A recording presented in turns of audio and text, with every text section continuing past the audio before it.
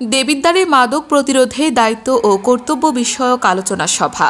কুমিল্লার দেবিদ্বার উপজেলা খাইয়ার গ্রামে সচেতন যুব সমাজ ও এলাকাবাসীর উদ্যোগে মাদক প্রতিরোধে তরুণ সমাজের দায়িত্ব ও কর্তব্য বিষয়ক আলোচনা সভা অনুষ্ঠিত হয়েছে।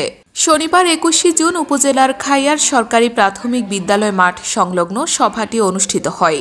সভায় প্রভাষক মোহাম্মদ জাকির হোসাইনের সঞ্চালনায় হাফেজ মাওলানা নুরুল ইসলাম ওসমানীর সভাপতিত্বে বক্তব্য রাখেন Rasulpur union policing beat officer SI Kamrul Hasan Bhuiyan, সাংবাদিক এটিএম সাইফুল ইসলাম মাসুম, পারভেজ আহমেদ ভূঁইয়া, ডাক্তার মোজাম্মেল হক, হাফেজ ইব্রাহিম খলিল, মাওলানা আলী আকবর, হাফেজ জহিরুল ইসলাম, হাফেজ দিন মোহাম্মদ, হাফেজ কামরুল হাসান, সাংবাদিক ইসহাক হাসান সহ সচেতন তরুণ সমাজ ও এলাকাবাসী।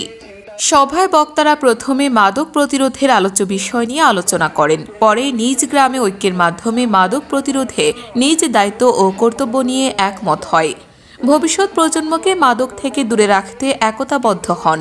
এছাড়া এলাকার মাদক ব্যবসায়ীদের ভয়াবহ এই কর্মকাণ্ড থেকে ফিরে আসার আহ্বান ও সতর্ক করেন। যদি মাদক সেবন ও ক্রয় বিক্রয় করে তাদের সামাজিকভাবে বয়কট এবং আইনের আওতায় আনার প্রতিশ্রুতি ব্যক্ত করেন।